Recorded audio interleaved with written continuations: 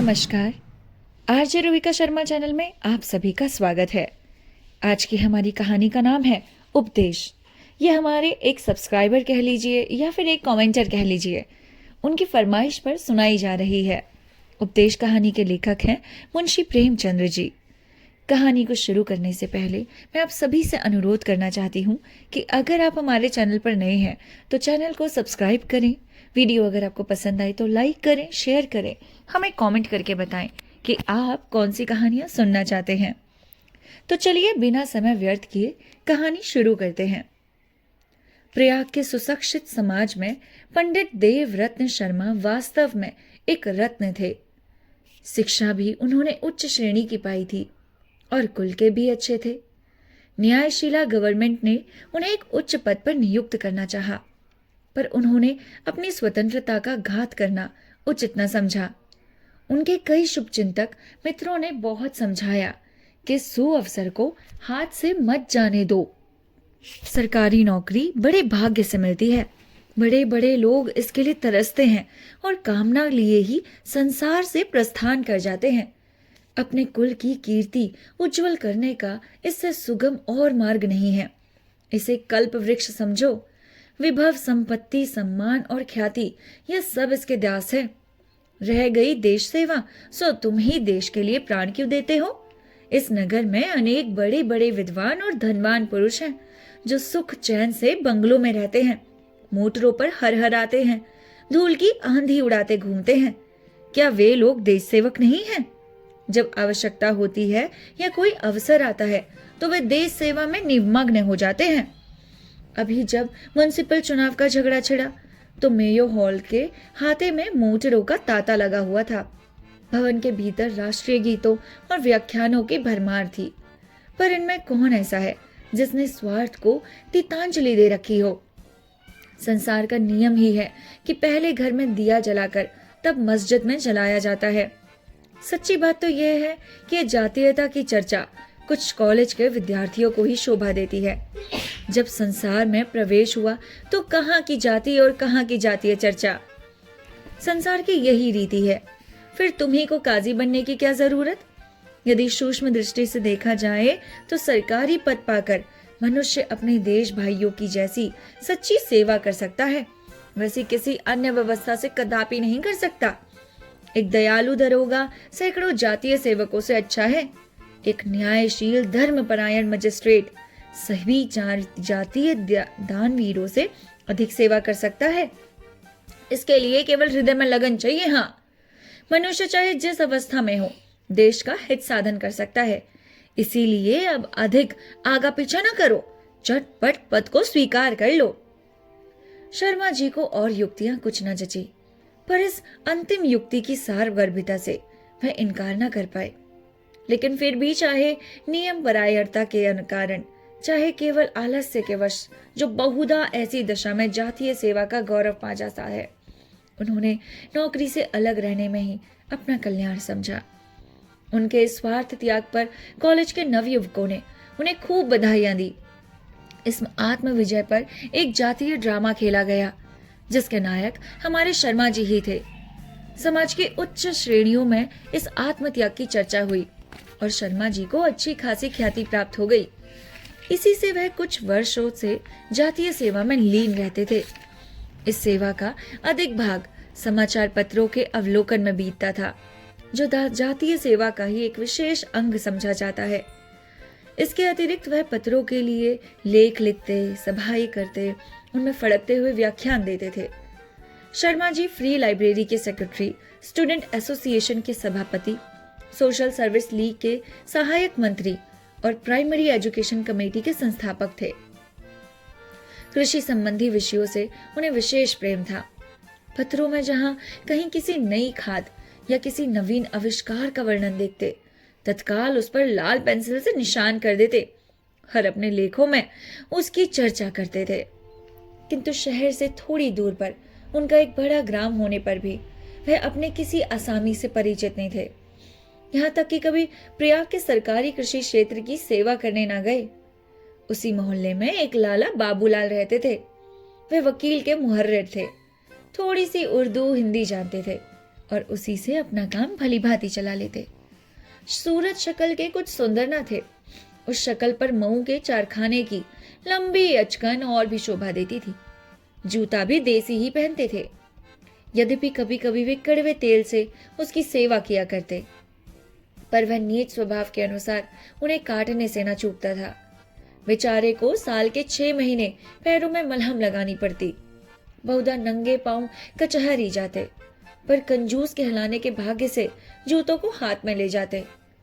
जिस ग्राम में शर्मा जी की जिम्मेदारी थी, उसमें कुछ थोड़ा सा हिस्सा उनका भी था। इस नाते से कभी कभी उनके पास आया करते थे। हाँ, तातील के दिनों में गांव चले जाते। शर्मा जी को उनका आकर बैठना नावगार की अवस्थिति में आ जाते। विशेषकर जब फैशनेबल मनुष्यों की उपस्थिति आ जाते तो उन्हें बड़ा अजीब लगता। मुंशी जी भी कुछ ऐसी स्थूल दृष्टि के पुरुष थे। उन्हें अपना अनमिलापन बिल्कुल दिखाई न देता। सबसे बड़ी आपत्ति यह थी कि वे बराबर कुर्सी पर डट जाते, मानो हंसों में कौवा।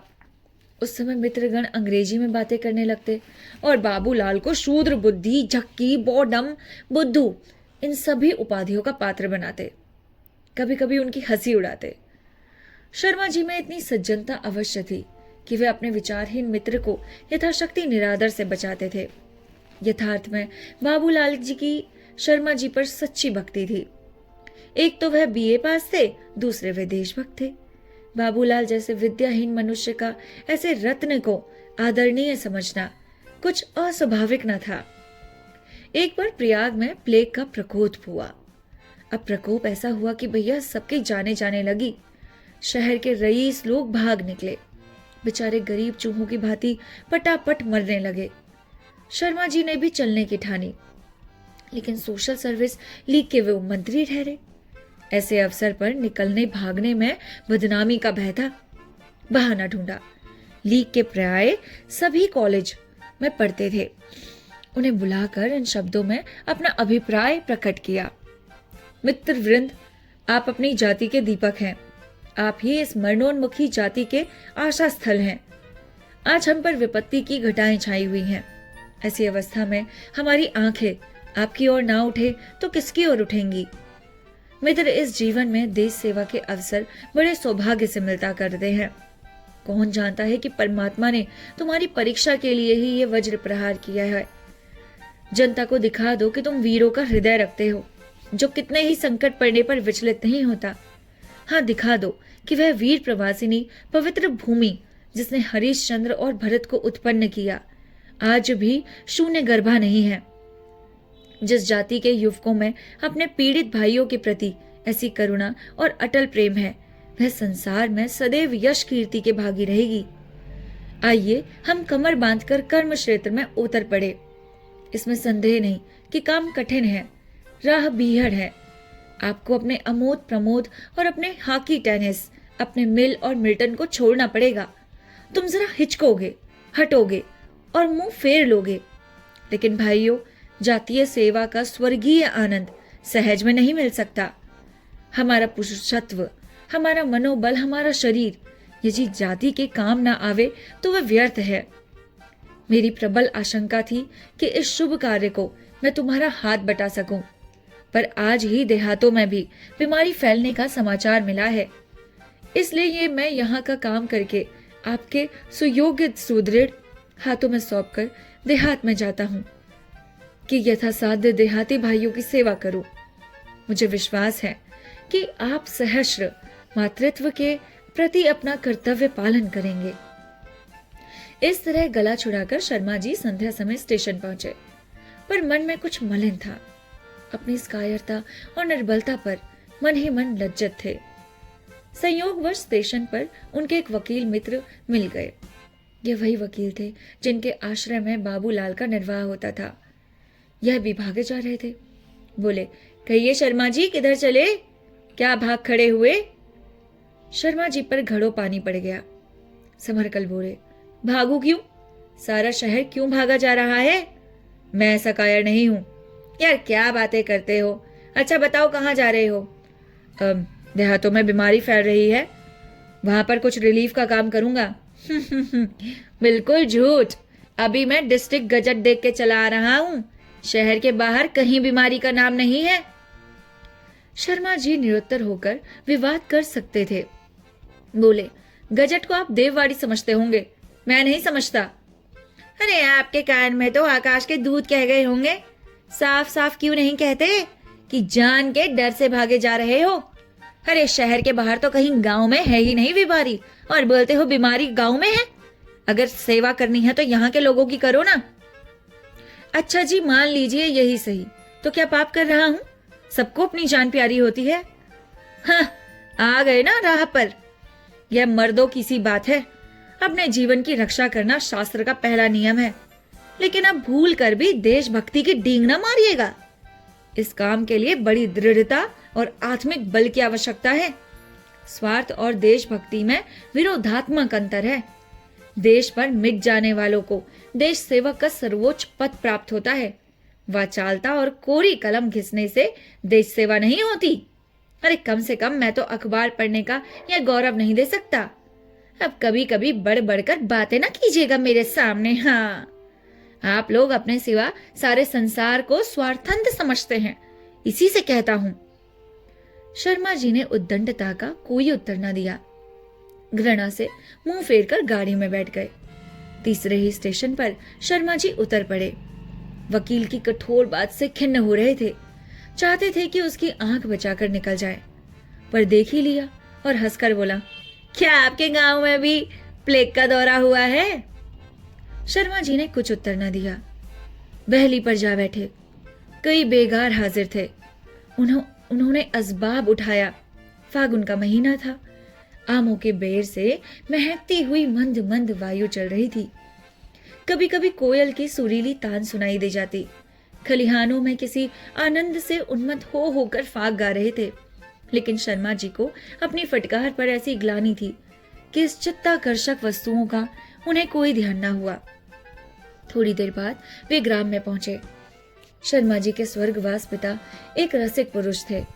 एक छोटा सा बाग, छोटा सा पक्का कुआं, बंगला, शिवजी का मंदिर, यही सब उनकी कीर्ति चिन्ह थे। वह गर्मी के दिनों में यहीं रहा करते थे, पर शर्मा जी के यहाँ आने का पहला ही अवसर था। बेगारियों ने चारों तरफ सफाई कर रखी थी। शर्मा जी बहली से उतरकर सीधे बंगले में चले गए। सैकड़ों असामी दर्शन कराए थे, पर वह उनसे कुछ न बोले। घड़ी रात जाते जाते शर्मा जी के नौकर टमटम लिए आ पहुंचे। कहार, साइस और रसोईया महाराज तीनों ने असामियों को इस दृष्टि से देखा मानो वे उनके नौकर हो। साइस ने एक मोटे ताजे किसान से कहा, घोड़े को खोल दो। किसान बेचारा डरता डरता घोड़े के निकट गया। घोड़े ने अनजान आदमी को देखते ही तेवर बदल दिए और कन्नौतियां खड़ी की। किसान डर कर लौट आया। तब साइस ने उसे ढकेल कर कहा, बस निरे बचिया के ताऊ ही हो। हल जोतने से क्या अकल भी चली जाती है? ये लो घोड़ा टहलाओ। मुंह क्या बनाते हो? कोई सिंह है कि खा जाएगा? किसान ने भय से कांपते हुए रास की रस्सी पकड़ी। उसका घबराया हुआ मुंह देखकर हंसी आती थी। पग पग पर घोड़े की चौकन्नी दृष्टि को देखता, मानो वह कोई पुलिस का सिपाही हो। रसोई बनाने वाले महाराज एक चारपाई पर लेटे हुए कड़क कर बोले, अरे नौआ, कहाँ है रे? चल पानी वानी ला, हाथ पैर धो दे। कहार ने कहा, अरे किसी के पास जरा सुरती चूना हो तो देना, बहुत देर से तमाकू नहीं खाए हैं। मुख्तार साहब ने इन मेहमानों की दावत का प्रबंध किया। साइस ने कहार के लिए पूरियां बनाने लगी। महाराज को सामान दिया गया। मुख्तार साहब इशारे पर दौड़ते थे, और दीन किसानों का तो पूछना ही क्या, वे तो बिना दामों के गुलाम थे। सच्चे स्वतंत्र लोग इस समय सेवकों के सेवक बने हुए थे। कई दिन बीत गए। शर्मा जी अपने बंगले में बैठे पत्र और पुस्तकें पढ़ा करते थे। रस्किन के कथानुसार राजाओं और महात्माओं के सत्संग का सुख लूटते हैं। हॉलैंड के कृषि विधान, अमेरिकी शिल्प वाणिज्य और जर्मनी की शिक्षा प्रणाली आदि गूढ़ विषयों पर विचार किया करते थे। गांव में ऐसा कौन था जिनके साथ बैठते? किसानों से बातचीत करने को उनका जी तो चाहता था, पर ना जाने क्यों वे उज्जड़ अक्खर लोग उनसे दूर रहते। शर्मा जी का मस्तिष्क कृषि संबंधी ज्ञान का भंडार था। हॉलैंड और डेनमार्क की वैज्ञानिक खेती उसकी उपज का परिमाण और वहां के कोऑपरेटिव बैंक आदि गहन विषय पर उनकी जिह्वा पर थे। पर इन गवारों को क्या खबर, यह सब उन्हें झुककर पालागन अवश्य करते और कतरा कर निकल जाते, जैसे कोई मकरहे बैल से बचे। यह निश्चय करना कठिन है कि शर्मा जी उनसे वार्तालाप करने की इच्छा में क्या रहस्य था, सच्ची सहानुभूति थी या सर्वज्ञता का प्रदर्शन। अब शर्मा जी के डाक शहर से लाने और ले जाने के लिए 2 आदमी प्रतिदिन भेजे जाते। वह लुई कूने की जल चिकित्सा से भक्त थे, मेवों का अधिक सेवन करते थे। एक आदमी इस काम के लिए भी दौड़ाया जाता था। एक शर्मा जी ने अपने मुख्तार से सख्त ताकीद कर दी थी कि किसी से मुफ्त काम न लिया जाए। तथापि शर्मा जी को यह देखकर आश्चर्य होता था कि कोई इन कामों के लिए प्रसन्नता से नहीं जाता। प्रतिदिन बारी बारी से आदमी भेजे जाते थे। वह इसे बेकार समझते थे। मुख्तार साहब को प्राय कठोरता से काम लेना पड़ता था। शर्मा जी किसानों की शिथिलता को मुरमुट करी के सिवा और क्या समझते। कभी कभी वह स्वयं क्रोध से भरे हुए अपनी शांति कुटीर से निकल जाते और अपनी तीव्र वाक शक्ति का चमत्कार दिखाने लगते। शर्मा जी के घोड़े के लिए घास चारे का प्रबंध भी कुछ कम कष्टदायक न था। रोज संध्या समय डांट डपट और रोने चिल्लाने की आवाज उन्हें सुनाई देती। एक कोलाहल सा मच जाता। पर वह इस संबंध में अपने मन को इस प्रकार समझा लेते थे कि घोड़ा भूखों नहीं मर सकता, घास का दाम दे दिया जाता है, यदि इस पर भी हाय हाय होती है तो हुआ करे। शर्मा जी को यह नहीं सूझी कि जरा चमारों से पूछ ले कि घास का दाम मिलता है या नहीं। यह सब व्यवहार देख देख कर उन्हें अनुभव होता जाता था कि देहाती बड़े मुटर मरद मदमाश हैं। इनके विषय में मुख्तार साहब जो कुछ कहते हैं वे यथार्थ है। पत्रों और व्याख्यानों में उनकी अवस्था पर व्यर्थ गुल गपाड़ा मचाया जाता है। ये लोग इसी बर्ताव के योग्य हैं जो इनकी दीनता और दरिद्रता का राग अलापते हैं। वह सच्ची अवस्था से परिचित नहीं। एक दिन शर्मा जी महात्माओं की संगति से उकता कर सैर के लिए निकले। घूमते फिरते खलिहानों की तरफ निकल गए। वहां आम के पेड़ के नीचे किसान की गाढ़ी कमाई के सुनहरे ढेर लगे हुए थे। चारों ओर भूसे की आंधी सी उड़ रही थी। बैल अनाज का एक गाल खा लेते। यह सब उन्हीं की कमाई है। उनके मुंह में आज चाबी देना बड़ी कृतज्ञता है। गांव के बढ़ई, चमार, धोबी, कुम्हार अपना वार्षिक कर उगाने के लिए जमा थे। एक और नट ढोल बजा बजा कर अपने करदब दिखा रहा था। कृष्णर महाराज की अतुल काव्य शक्ति आज उमंग पर थी।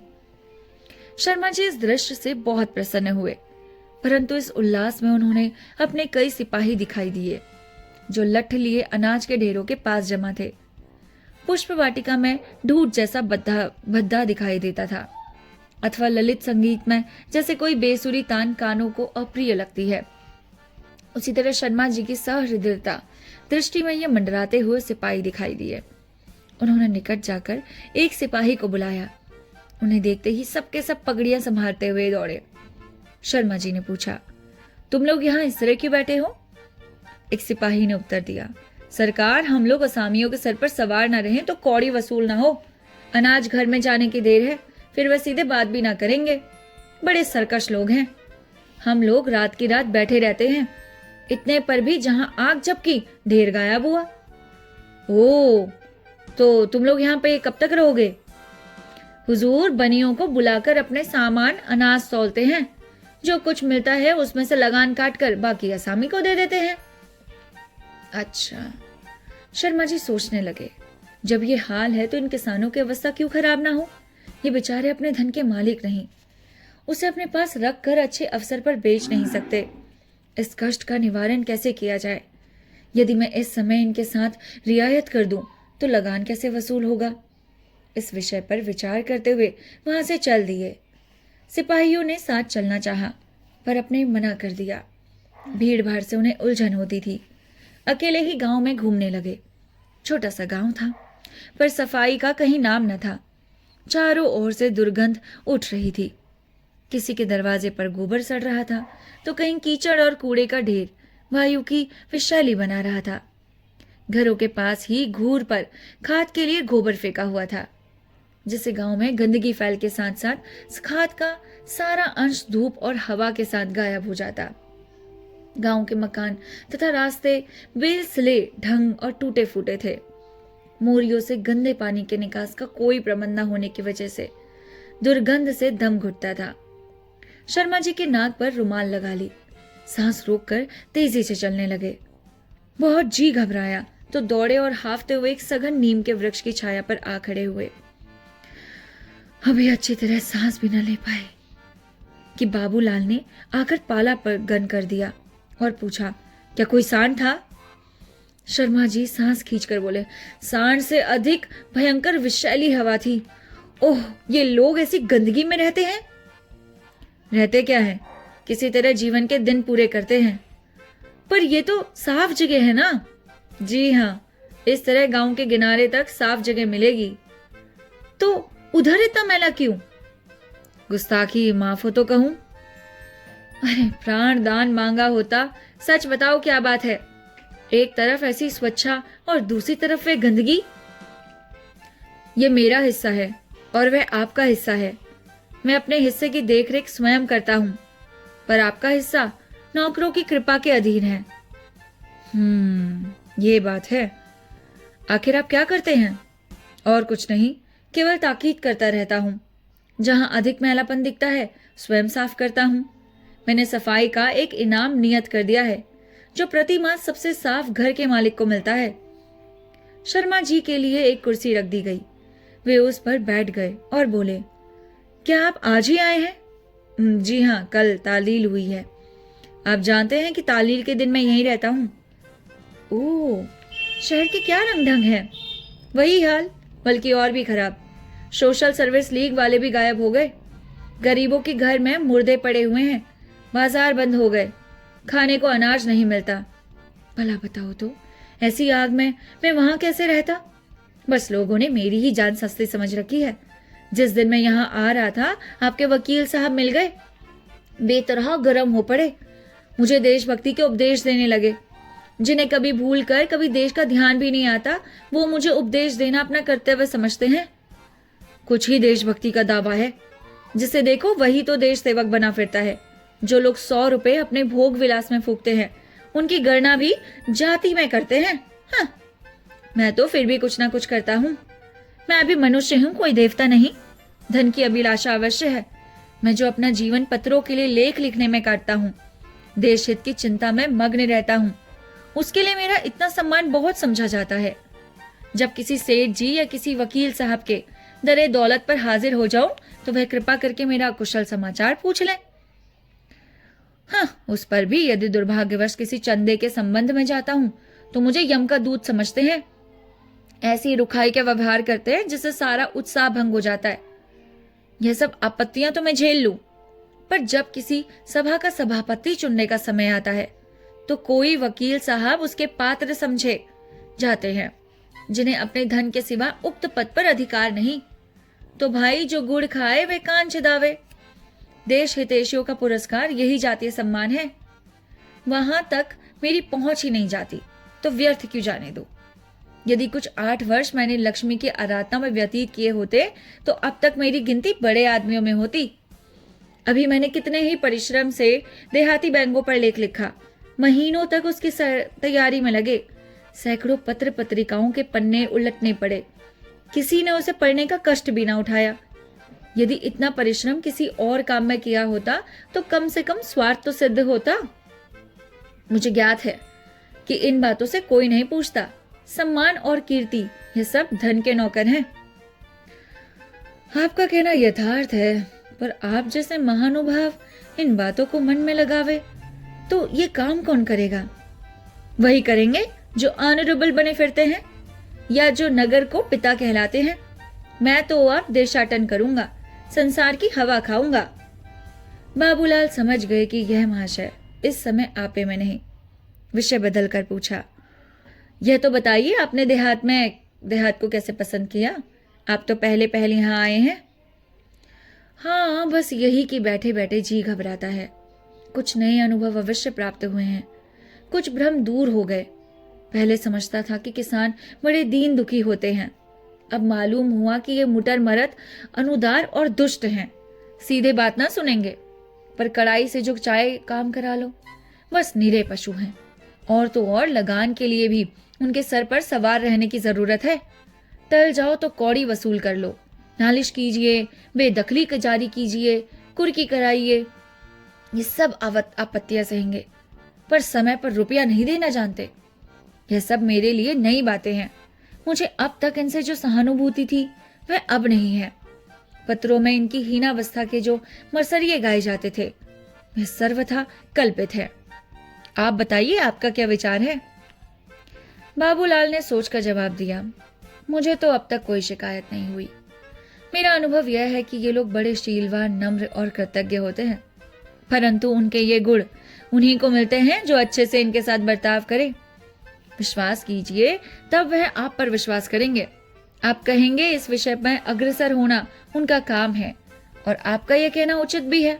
लेकिन शताब्दियों से वे इतने पीसे गए हैं, इतनी ठोकरें खाई हैं कि इनमें स्वाधीन गुणों का लोप सा हो गया है। जमींदार को वो एक हवा समझते हैं जिनका काम उन्हें निगल जाना है।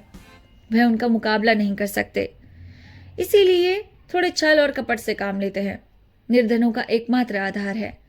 पर आप एक बार उनके विश्वास पात्र बन जाइए, फिर आप कभी उनसे शिकायत ना करेंगे। बाबूलाल ये बातें कर ही रहे थे कि कई चमारों ने घास के बड़े बड़े गट्ठे लाकर डाल दिए, चुपचाप चले गए। शर्मा जी को आश्चर्य हुआ। इसी घास के लिए इनसे बंगले पर हाय हाय होती है, और यहाँ किसी को खबर भी नहीं हुई। बोले, अरे आखिर अपना विश्वास जमाने का कोई उपाय भी है? कहानी का यह है पहला पार्ट। इसके दूसरे पार्ट को मैं आपके साथ कल उपलब्ध करूंगी। अगर आपको ये कहानी अच्छी लगी तो कृपया करके हमारे चैनल को सब्सक्राइब करें, तभी तो आप लोग इसका दूसरा पार्ट भी देख पाएंगे और आपको कहानी शो होगी। मिलते हैं आपसे इस कहानी के दूसरे पार्ट के साथ।